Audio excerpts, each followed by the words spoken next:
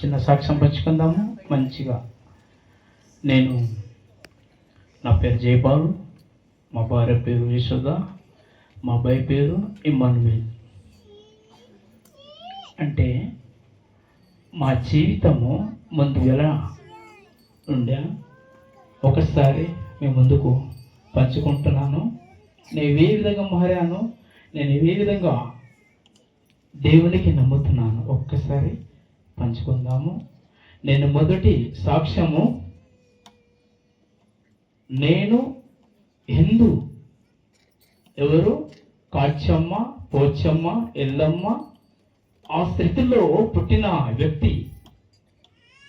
ఎందుకంటే అది ఎప్పుడు నేను పుట్టక మునుపు. అయితే మా ఇంట్లో చాలా రకరకాల పూజ వాళ్ళు చేసేవారు. ఆ దేవుటిని పట్టుకొని ఆగర్తి అనేక కొబ్బరికాయ పట్టుకొని పొద్దున్న లేవగానే పూజించేవారు మా డాడీ, మా తాత. అయితే ఆ స్థితిలో నేను ఎలా మారాను చెప్తా. ఎందుకంటే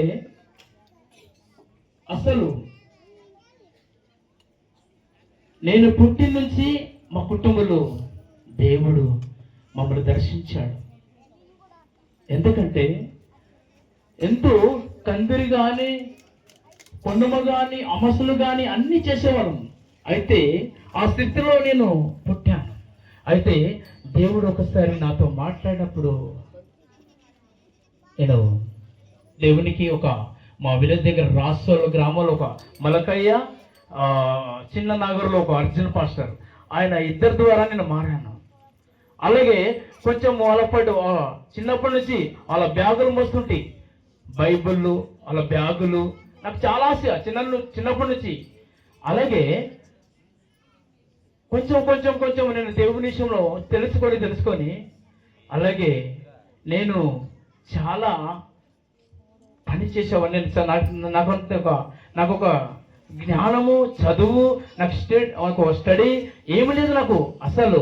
నేనెంతో మాకు ఏదో ఇంట్లో వ్యవసాయం చేయడము, అరక కొట్టడము, దున్నడము, ఎంత చిన్నప్పటి నుంచి మాకు శ్రమ. కాబట్టి ఇప్పుడు నాకు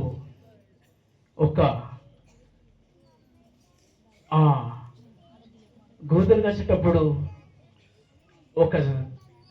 నేను మరణానికి నేను లేచాను. ఎందుకంటే రోజు నా హిందూ సోదరుడు నాకు ఆ రోజు నేను అడవిలో తీసుకొని పోలీలు తెచ్చాడు. ఆ పోలీలు తిన్నప్పుడు నాకు సాతానం పట్టుకున్నది 5 గంటలకు. అలాగే నేను గజ్జ నేను వణికాను. అప్పుడు నాకు దురాత్మని నాకు నోరు మూసేసింది. ఎందుకంటే పడిపోయాను నేను. ఆ స్థితిలో ఇంటికి రానికి నాకు అసలు ఆయాసం లేదు. నోరు మూసేసింది సాతాను. ఏదో పుల్లు 3 గంటల నుంచి రాత్రి 6 గంటల నుంచి 3 గంటల వరకు వర్షమే. ఇంటికి రావాలంటే అసలు నాకు బలం సరిపోతలేదు. ఒక గొంతు పట్టిలేక, ఒక ముళ్ళు కుచ్చిలేక, ఒక కాళ్ళకల్లో తల్లి లేక, ఈపుల తల్లి లేక అలాగా అవుతుంది. అసలు నేను ఎన్ని సమయం నుంచి 6 గంటల సమయం నుంచి 2:30కు నేను 2:50 దొరికాను. అడవిలో పడుకున్నాను. అసలు మా ఊరంతా, విలేజ్ అంతా మొత్తం నాకు నిఘంకి వచ్చారు. అడవిలో 1 అయింది, 12 అయింది, 2 అయింది, 2 తర్వాత అప్పుడు కష్టపడి అలసిపోయి ఇంటికి వచ్చేటప్పుడు అప్పుడు నేను మొత్తము టైర్లు పోసుకున్నాను, బాత్రూమ్ పోసుకున్నాను. నా స్థితి మొత్తము 7 రోజుల నుంచి నాకు మాట రాలేదు. ఆ దేవుడు నన్ను బలపరిచాడంటే మీ ముందు నేను సాక్ష్యం పట్టుకున్నాను.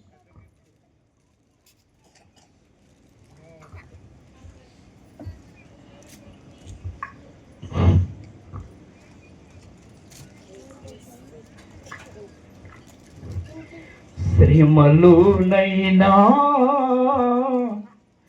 దుఃఖములునా వేదనలునా బాధలునా బాధలలో శ్రమలు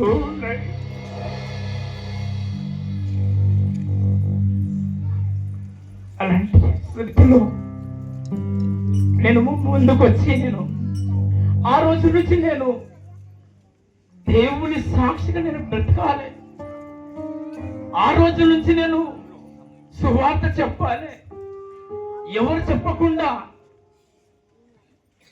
ఎక్కడ మీటింగ్ ఉంటే నేను ఎప్పుడు పోయి పాట పాడాలి, నేను ఎప్పుడు పోయి ఆరాధన చేయాలి, నేను వాక్యం చెప్పాలి, ప్రార్థన చేయాలని ఆశ. అది నా ఆశ. నేను 2004 నుంచి నేను ఇలాగే నేను సువార్త ప్రకటించాలని నేను తీర్మానం చేసుకొని ప్రతి సంవత్సరం 50 రోజు ఉపవాసం చేసి సువార్త పెట్టాలి, దేవుని సన్నిధిలో ఉండాలి. ఏ రీతి మరణంలోకి మాకు అనేకలైన మరణములకు జయించాడు మమ్మల్ని. ఎందుకు ఇదంటే కానీ నా దేవుడు నాకు చెయ్యి విడవడు, ఎడబాయడు. కానీ మనసులకు నమ్ముకుంటే వ్యర్థం. దేవునికి నమ్మండి, దేవునికి ప్రార్థించండి. ఈ మనసులు సహాయం చేస్తారని వ్యర్థమే. ఆలోచించండి ప్రతి ఒక్కరు. అలాగే ప్రతి ఒక్కరికి తెలియజేస్తున్నాను, ప్రతి ఒక్కరికి వందనాలు. ఇచ్చిన సాక్ష్యం చెప్పుకుంటున్నా. ఎందుకంటే మా అబ్బాయి కూడా అందరు కనిపిస్తారు. మా అబ్బాయి లేడు, ఇంట్లో ఉన్నాడు. ఎన్ని శ్రమ అసలు.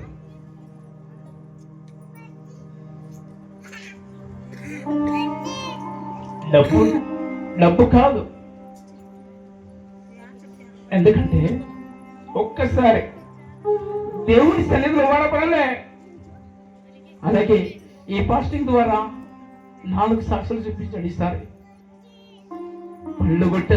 పళ్ళు రాలేస్తా, చెప్పుకొని కొడతా, రింగ్ రోడ్డు మీద ఇష్టం ఫెయిలింగ్ అయ్యి డివైడర్ కొడుకొని ఒక లారీ వచ్చి గుద్దేసింది. మళ్ళా ఫోన్ పోయింది, అమ్మట పోయింది. ఎన్ని కష్టం వచ్చినా కానీ నేను దేవునికి మరవను. నాకు బాగు చేసే దేవుడు ఆయననే. నేను ఏ మనసులకు నమ్మాను. ఎంత కష్టాలున్నా కానీ ఆయనకే నాకున్న ఆశ ఏంటంటే దేవుణ్ణి ఎన్ని శ్రమలు వచ్చినా, కష్టాలు వచ్చినా, ఇబ్బందులు వచ్చినా ఒక్కసారి నేను సువార్త చెప్పాలి. 10,000 మందికి నేను వాక్యం చెప్పాలి. ఎక్కడ స్తుతిస్తారో, ఎక్కడ మిటికలు ఉన్నాయి, అక్కడ నేను నిలబడి పాటలు పాడాలి, ప్రార్థన చేయాలి. నా అదే ఆశ. నాకు సంపదలు వద్దు, ఆస్తులు వద్దు, డబ్బులు. కొంచెం డబ్బులు ఉంటే మీటింగ్ ఆశ, దేవుడి ఆశ, నా కోరిక. నేను చెప్పుకుంటే చాలా ఉన్నాయి. దైవజనులకు సమర్పిస్తా. అందరికీ వందనాలు. మీరు కూడా మార్పు రావాలి. అలాగే మా అబ్బాయి గురించి ప్రార్థించండి, మా కుటుంబం గురించి ప్రార్థించండి. ప్రతి సంవత్సరంలో ఇలాగే మీటింగ్ పెట్టాలని అందరూ ప్రార్థించండి. అందరికీ వందనాలు తెలియజేస్తున్నాను.